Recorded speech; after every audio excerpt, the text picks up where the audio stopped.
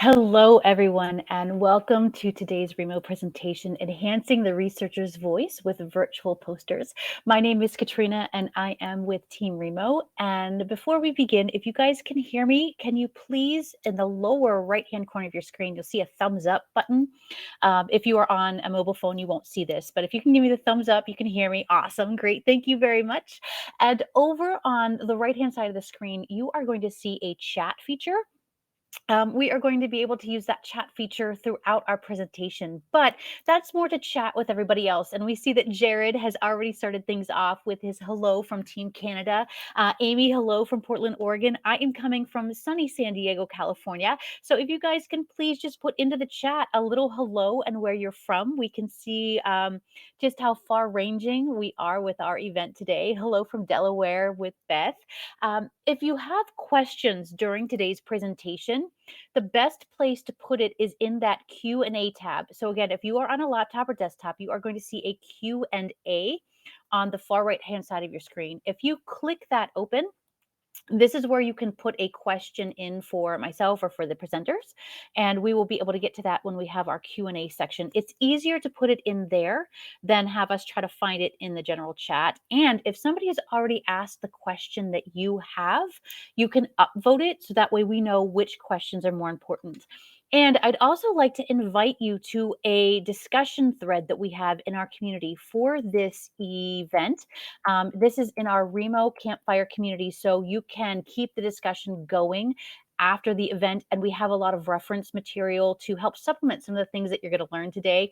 If you are watching this on a recording, you can go to the campfire.remo.co, and in our masterclass session, you'll be able to find today's discussion thread as well. So without further ado, I would like to welcome you here, and I would like to bring up to stage our two presenters.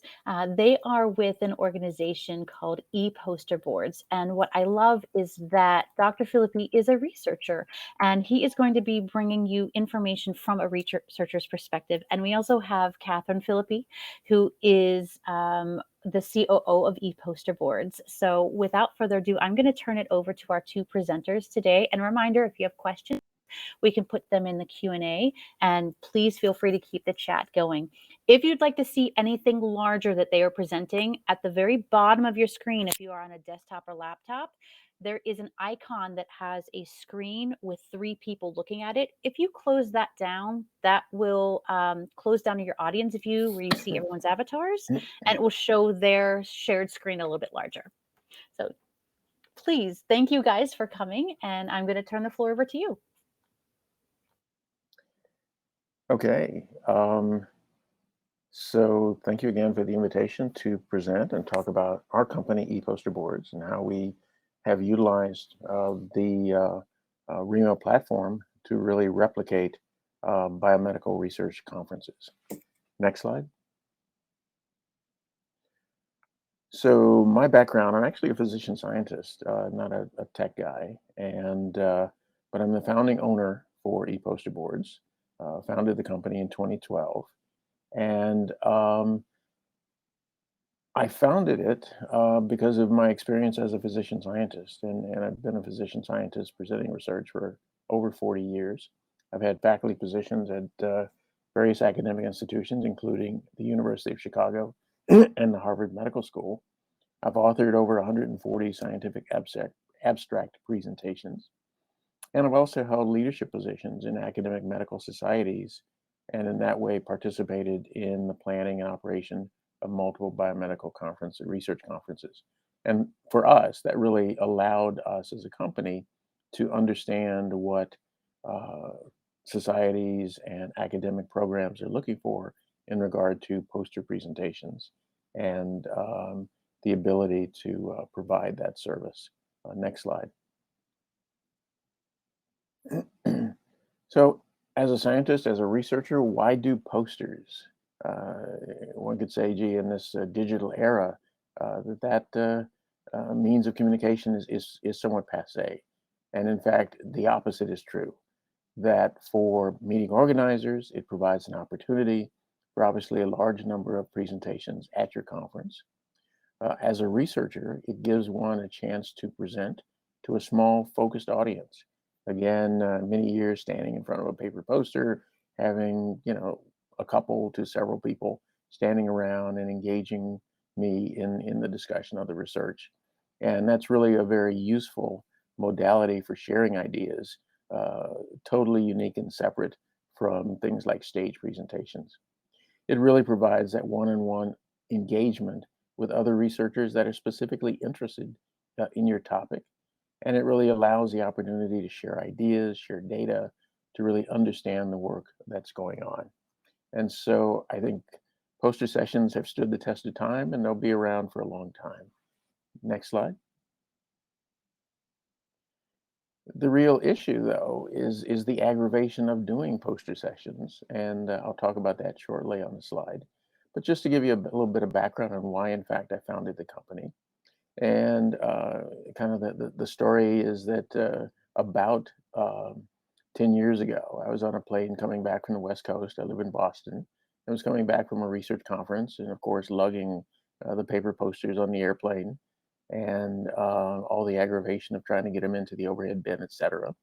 And as I sat there on my seat on the long flight back from California, thought to myself, well, why am I lugging around a paper poster as opposed to having my material on a flash drive or on my iPhone or some other digital device? The bottom line answer was that no one was providing the hardware and software and really expertise to allow investigators to go to conferences and utilize digital platforms to present their work. And so, with that in mind, we actually founded the company, and we, before the pandemic, were able to go to research spaces and set up digital platforms for researchers to present their work. The other thing that excited me about it, in addition to just providing a service that's easier to transport, is the ability to bring the poster session to life. Again, with oral platform presentations, you can have things like videos and animations in your PowerPoint presentation on the screen. What about doing the same thing with your poster? And in fact, the exciting thing about electronic posters and what we've been able to do with the poster boards is really facilitate the ability of researchers to animate their presentations and in that way enhance interest and understanding on the part of their audience. Next slide. So this is an example of one of my old posters that's been revised for demo purposes. But you see that within the poster itself, I've got multiple active videos, and I can explain the science that I'm doing. I can have multiple diagrams showing the results, and again, have those on a video clip and rotate through those, which again makes it much more engaging and much more interesting than just looking at static images and static pictures. Next slide.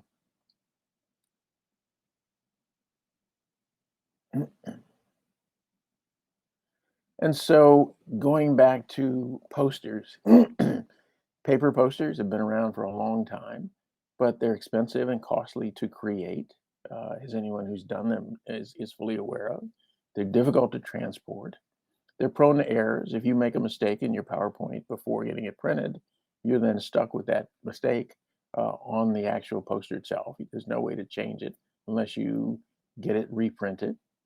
It's paper, so it's easily damaged. The ink runs, and it's a hassle. And as I said, it's somewhat mundane and boring looking at a static image. And so, next slide. And so what we were able to do with digital posters is really bring the poster from the 19th century with push pins, cork boards, and paper into the 21st century with digital presentations.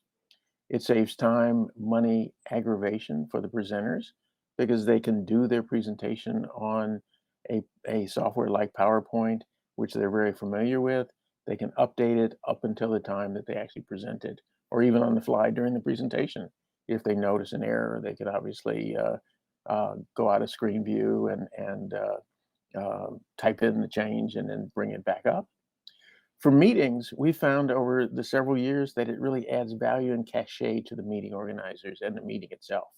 That again, in the past, the poster sessions were almost an afterthought. They were, we've got to do this to enhance attendance at the meeting, but it's kind of ho hum. Whereas we've now found that the e-poster sessions really enhance the vibe and the excitement of the meeting, and in many ways, they are as exciting as some of the platform presentations. And again, the nice thing about it is that it provides the opportunity for a broader exposure of the research because, again, you're getting more people engaged in your work. So all of this was where we were up until the pandemic. And again, we'd go into spaces and set up as many as 150 of these flat screen monitors and touchscreen tablets and run their e-poster sessions. In 2020, when the pandemic started, all of those, as all of you guys know, all of those conferences really went away. And so we had to then transition to a digital platform that allowed us to do the same things that we were able to do with our actual live in person poster sessions. Next slide. And so I'll now switch over and let Catherine, who really runs the company and has run both the in-person sessions and now in the last couple of years, the online sessions, and let her tell you about, again, how we've made these transitions and yet retained the value and benefit of a dynamic scientific poster presentation. Hello, everyone. So I'm Katherine Philipe. I'm the Chief Operating Officer for Eposter Boards and also one of the co-owners. So I really have been a part of the business kind of since day one, really helping to build out the service and really kind of overseeing all of the logistics. I think one of the great values that I kind of brought into, it's a family-run company, but into the business is, my siblings who are very bright doctors and engineers. I actually came from a hospitality background, which ended up really providing a lot of value because, it's not just enough to just have the technology, the service, and the quality and dealing with presenters and organizers. My experience has really helped us to kind of stay current and, really improving our service each year. I really kind of oversee not only our clients and our current and our future clients, but also the staff, the sales. I also am one of our event managers, so really been involved since the beginning. But I've pretty much at this point in time run over 1,000 biomedical and research-based events. A lot of experience with kind of how those sessions need to be run, and really been an of looking at our software platforms and how to both internally within our staff improve our operations as well as externally for our clients with kind of finding the best ways to offer a strong user experience, which is very crucial. So in terms of just some of our history and kind of things that we were able to accomplish before the pandemic, and one thing that I'm really proud of is the mission statement that our company has, which is to revolutionize the communication of science to facilitate knowledge and enhance discovery. And why that mission statement is really important is that, from where both Dr. Philipe as well as myself were really coming from was that we always wanted to keep the researcher as the center focus of our business, that it didn't make sense to run a company that didn't really have the researchers and how they were disseminating their material and everything else as the focal point. That we wanted to have something that, yes, there's other companies where, maybe an e-poster software company can be very costly and maybe they only work with some of the biggest societies. We wanted to really carve a market in the academia, which, always isn't the most lucrative, but it really is kind of getting the researchers where they're starting off. And I think that there's a lot of value in that. And so that's why, we really have kind of developed within that academic research market. And also, even though we're based in the Boston area, we have, access to a lot of very strong hospitals and universities and research institutes, but we've also been able to work in over 35 states, again, shipping our equipment not only across the US as well as into Canada and Europe. So really kind of seeing our service packages and everything else expand, looking at not just the poster sessions themselves, but what are the other aspects such as poster design. That's a service that we built into online gallery posters, looking at judging of poster presentations, which is actually a pretty crucial aspect. And then now going into our virtual services. Once the pandemic really hit, just like everyone, I mean, we were pretty shocked as a business. I mean, we pretty much went from, we had an extremely busy spring that we were looking at, and we had just invested in all of this equipment, additional equipment to service venues. And then the pandemic hit, and we had to very quickly figure out how we were going to retain the current clients so that they weren't just canceling their contracts with us. We, like many people, went through, a huge surge of different types of virtual platforms. And luckily, in the end of May of 2020, I actually was able to find the Remo platform. And for me, the first time I actually saw the Remo platform, I saw my poster stations. I kind of just, again, I spent so much time in poster sessions that I saw where Remo was at with the networking, and I saw how we could make that applicable to poster sessions. And so we spent a fair amount of time kind of taking what Remo had already built out and saying, okay, we want to have our own custom maps that are built for this market. And we want to make sure we have technical guidelines and educational series and everything else so that, again, we're able to prepare presenters the same we would do in person. So by August of 2020, we were able to actually start offering our virtual poster sessions. And then as we actually got into the fall of last year, that's when we started to really kind of think about, okay, we're able to do poster sessions, but academic research conferences, they have lectures, they have recruitment aspects, they have vendor showcases. What are the other aspects of the meetings that we can really cover? So we've kind of really transformed into more of a virtual conference management company, which I think has been very exciting for us as a business. And, I think one thing that's really helped that growth is, in order to do poster sessions well, you need to be very thorough and meticulous about what you're doing. And that type of thoroughness really applies to other aspects of the meeting as well. And so what we're currently really seeing is, in 2021, we definitely received a lot more interest with people. I think in 2020, everyone was in such a panic mode that everyone was like, okay, we just need to get back as much money as we possibly can. We're just going to cancel everything. We saw a pretty significant decline versus 2021. Definitely a lot more interest in doing virtual conferences. This past spring, we actually started to have more conferences want to do kind of a hybrid model where part of their conference would be in person and then part of it would be virtual, and really kind of figuring out the best both areas successful. And then in the end of August of this year was when we actually started to offer our in-person services as well as continue our virtual services. So again, looking at our in-person processes and figuring out, okay, the benefit with virtual is you don't have to worry about anyone coughing on you or standing too close or wearing a mask or anything else like that. And what can we do as a business to make sure that if we're going to offer in-person services, we're doing it in the safest way possible. And then as we really go into next year, I think that we're ultimately really figuring out that there's virtual, even if the pandemic, the numbers go down, is always going to be a part of our lives. That people, you're not always going to be able to have students, for instance. I mean, graduate students, especially when they needed to travel, was something very cumbersome. I know that that's something organizers always had to reduce their rates because they couldn't afford as much as a regular attendee.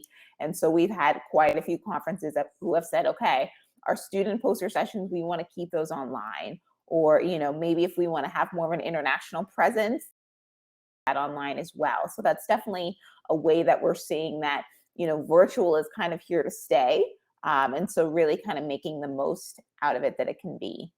And so that really brings me into my next slide, which I wanted to discuss of some of the successful ways that we've really acquired over the last few years with managing sessions. And a lot of these are really parts of our service that we provide, especially virtually. And, the first thing is having a team who has both planning and research-based experience. I can't tell you how many times I've worked with organizers where someone just throws the organization of a poster session at the admin. They have no idea what they're doing. They've never done planning before. They've probably never been to a poster session before. And we've had to do a lot of hand-holding and really kind of walking them through. And it's so important if you want to do something well, such as with us, that you have people who really understand how those sessions need to run. It just helps to facilitate and just make it much smoother for everyone. And also really organizing the poster sessions to highlight the researchers' work and giving them ample time to network with attendees. I mean, as Dr. Philipe was mentioning, this is really the marketing tool for researchers. When they're able to engage in small groups with people, this is how they find people to collaborate with. They might, get exposure to journals or publications. They might, meet people for future job opportunities. So it really is a way that they're able to get their name out there. So it's really important that, I've had organizers who said, oh, let's try to do 10-minute, fire round sessions and, just kind of try to do as many posters at the same time. And that doesn't really work. It doesn't make the poster presenters happy because they're kind of an afterthought versus really having their moment where people can really come and speak to them about their material. As I was also mentioning, when it comes to virtual platforms, and I think this was something that, again, as we were testing out multiple platforms that we really ran into, is that a poster session is not a webinar in any senses. And we actually did test out a few before we stumbled upon Remo, some other platforms where it's much more webinar based. And, they were okay, but you're never going to get kind of that small group intimacy in a large webinar. It's very awkward in terms of the communication. You're not turning your camera on. It's difficult to have a smaller conversation with a big group of people.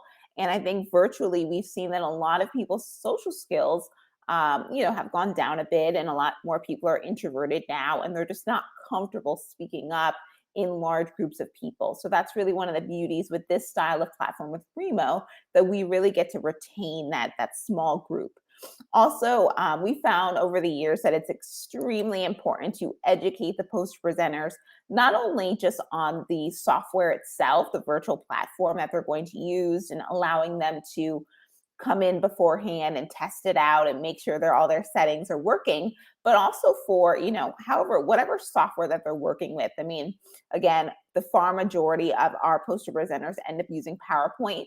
And I would say most people have a novice version of understanding of PowerPoint. They can put text on a slide and that's pretty much it. When we talk about other interactive features, they're not really sure on how to utilize those. And so understand what they can do, and it also makes them get more excited about being a part of the poster session. And also having a strong technical staff. I can't talk about the importance of that. There's so many times that we have people come in, even if they've tested out the platform, where they come in and they're confused, or they have their VPN on and they're not supposed to, or whatever the issue might be, or maybe their PowerPoint has a glitch or something happen.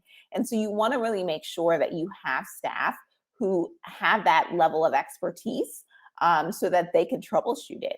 And that really comes to my last point of really spending money where it counts. I mean, I think one nice thing with the virtual events is that we don't have to worry about all of the expenses that go into reserving rooms, right, at a convention center or hotel, or even a lot of times at your local academic institution. Those rooms are not necessarily cheap. And then you might have to pay for food and beverage, versus virtually, we don't have to worry about allocating funds for that.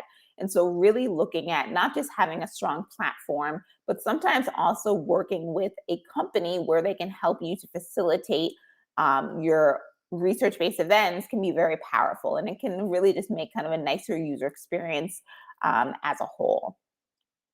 And also in terms of some of the interactive design features that I really wanted to highlight, and these are ones that we really spend a lot of time educating our poster presenters on, is, not just thinking of a poster as something that's static, one slide. I mean, when we actually first started Eposter Boards in 2012, that was probably the first thing that we really had to re-educate everyone on, is really, what does an e-poster mean? Because, there were big companies such as Freeman, for instance, which is a big exhibitor company, and their version of an e-poster was a monitor with just a PDF slide. And we said, no, that's actually not really an e-poster. An e-poster can be dynamic, it can be interactive, it can have animation sequences, it can have rotating graphics and videos, it can have QR tags linking out to other information. We can split up that content into multiple pages. And so a lot of that is something that's really important to help the poster presenters to show the most that they can with their material.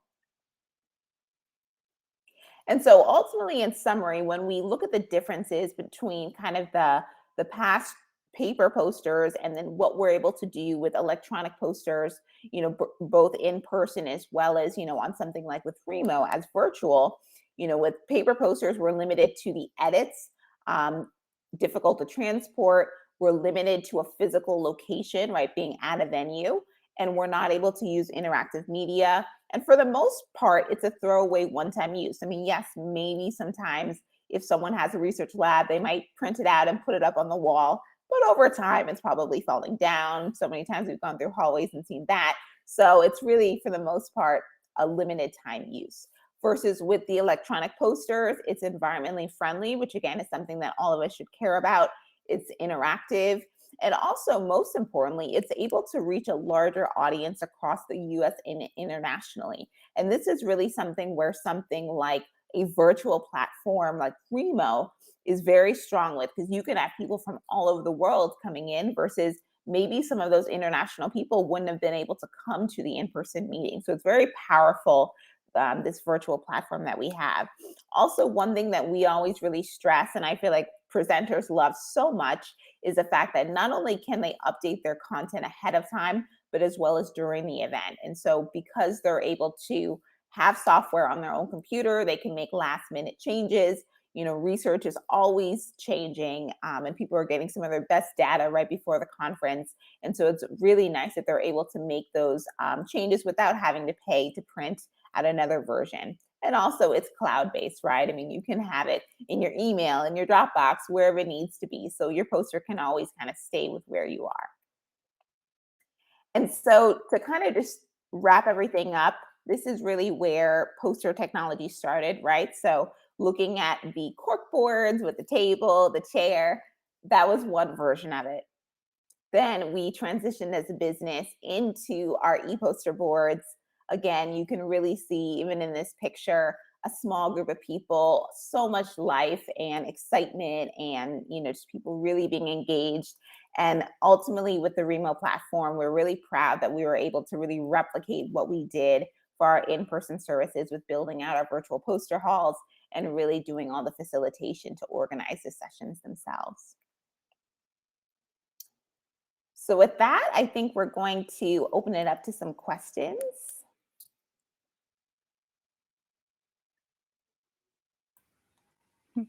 All right, everybody, thank you so much. That was unbelievably informational. And we do have a couple questions in the Q&A. So the first question that we have is, how do you judge the success of a poster session? Are there benchmarks that you recommend for targets? As a researcher, I'll say it's successful if you get people to come.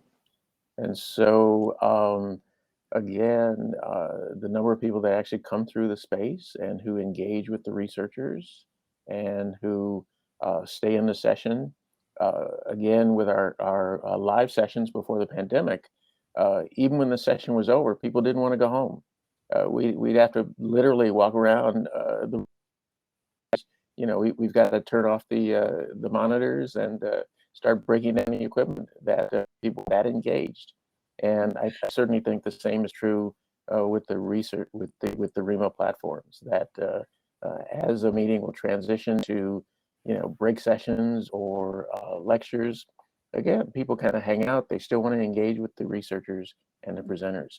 So from my vantage point, that's really how one would interpret success. I'll let Katherine address that from the vantage point of her staff and also her interaction with meeting organizers.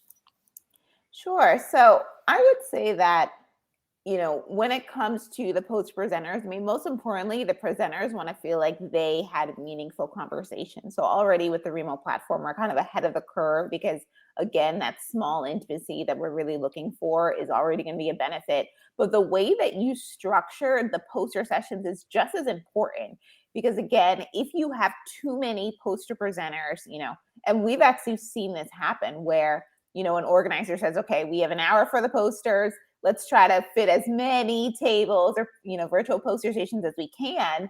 And then depending on the number of attendees that you have, if you don't have enough attendees so that, presenters are just by themselves, it's not that effective, right? Because, they're going to have low traffic and, even virtually, no one wants to be by themselves. So really, again, kind of looking at the sessions, the structures, and making sure that people are able to connect with people is extremely important. Awesome. Thank you, guys. For the next question, we have a few people who want to know if you're also using your tool for virtual exhibit shows. We are, we do a lot of, vendor-based showcases. We do candidate interviews. We do a lot of lecture series. So we have a lot of different, tools right now that we're utilizing with Remo. But we're really excited because Remo is so diverse in terms of the types of events that you can hold. So there's definitely a lot that we can do. The other thing, job fairs, recruitment sessions, and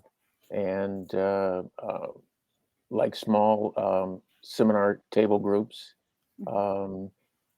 Again, we've utilized the platform for that. So it really, again, the platform lends its, and we custom design maps to emulate those spaces so that, again, it gives the attendee the sense of familiarity with what they were used to before the pandemic, when they could, go to different sessions. And I think for that reason, again, people are excited about their conference and meeting.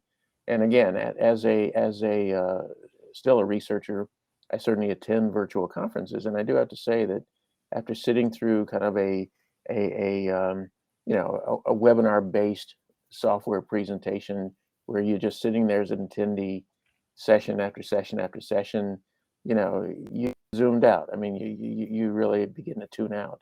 Whereas the value of this platform is that you can move around, you can engage with your colleagues, you can, go to different venue spaces, you can go to lounges and have those same kinds of side conversations that you would normally have in a live event.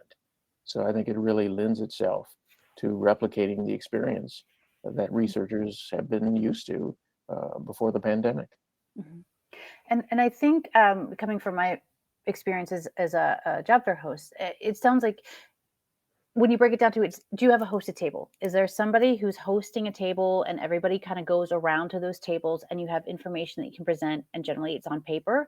And I think your solution is good for all of those different types of use cases. So people don't have to lug around paper anymore. So, and it's always accessible. We have a couple more minutes for questions, and we have a few questions keying up. Here's a question maybe for Katherine. When hosting a poster session in Remo, how many seats do you find work best for the strongest conversations between attendees and presenters? And I would also caveat onto that, like you'd said, you may have a lot of people who need to get through. They don't want to talk to everybody, but so balancing how many seats to have the conversation with the volume of people that you need to get through. Sure. So we actually have kind of two main kind of poster hall templates that we work with. We have one map which has 6 seats and 15 poster stations per floor. And then we have another one which is 8 seats and has 12 of our virtual poster stations per floor. The 8-seat one was actually kind of the second version of our map, which I actually have to say a lot more people have gravitated to. I feel like organizers like the idea of being able to, if we're assuming that we have one main presenter, so then to have 7 attendee seats, I feel like is very attractive, especially when, we know that if, for instance, we do a fair amount of academic events where we do judging and we want judges and attendees. And so they kind of want to maximize. So I feel like 8 seats is definitely strong. And it also helps if people are going to have multiple presenters, meaning multiple authors. So if there's a main author and then maybe 1 or 2 co-authors, that starts to take up more seats. So at least 6, but 8 can be quite useful too. Mm-hmm. Can I add to Katherine's answer? Yes. And again, as a presenter, and again, if for people that have actually been at poster sessions, the reality is you're there as the presenter. You'll have people come by, maybe 1 or 2 at a time, or max 4 or 5 people. Obviously, you're really engaging with 1 or 2 of those people, but the other ones are standing there observing and listening and waiting for their turn to talk with you or ask you questions. Mm-hmm. So it's really replicating that experience with the poster session. That if let's say you had 20 seats available, that's a different venue. That's more of a seminar, and then it takes away again the ability to actively engage with people who are there at your presentation. Thank you for that. So the next question is about access. Do you set the access to the posters based on paid access? Meaning, do your I'm not sure if they mean if the people who are presenting pay a fee to have unlimited access to content, or do you limit access to a specific time period following the event? So I'm not 100% sure if they mean that viewers, that you're asking for viewers to be paid, or if the presenters themselves. But what is your fee structure? Like, what do you recommend for these sorts of sessions? So typically when we set up, quotes in our services, and again, we use Remo, and then we use, have other a la carte services, but the actual sessions which happen within Remo are kind of our live poster sessions where the author is there. They have a dedicated time when they can, do the Q&A and share their material. But then we might have an online website where people can access the posters for a given number of months, and that can be an external service.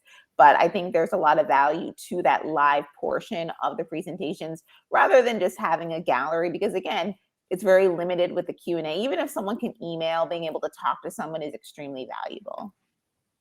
I guess another part of the answer for that question. So as a business, we don't charge per attendee. I mean, again, the cost structure is again similar to a meeting before the pandemic. The meeting is paid for by the meeting organization. They might charge people a fee to register and attend the meeting. But again, once you're in the meeting, you pretty much can go to anything: poster sessions, lectures, seminars, etc. And so I think the access that Katherine was talking about was more the number of poster stations versus the number of attendees at the conference. And so, for example, and as you guys well know, 100 people per floor.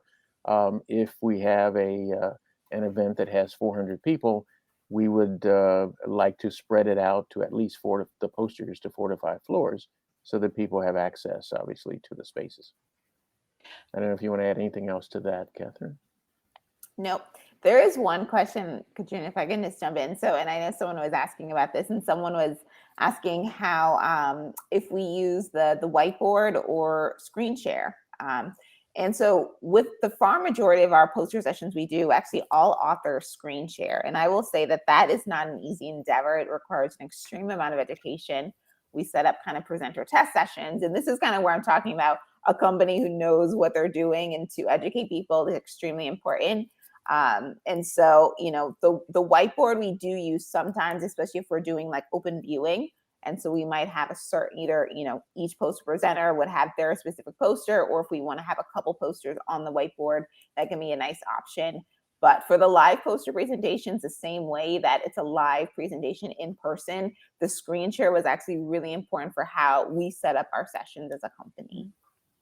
And the one thing I'll point out is that when you're talking, especially in something like Remo, your screen share is synchronous, meaning you as the table host or presenter, you are controlling what everyone's seeing.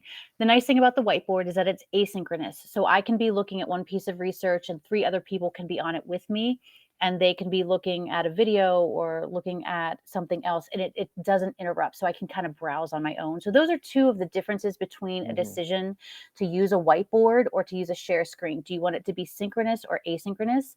And the other thing that I like about Miro is that it is Miro. So you can build these things. You can have your poster presenters build them, and they build them once, and they can use them for multiple sessions. So Miro is integrating into more technology.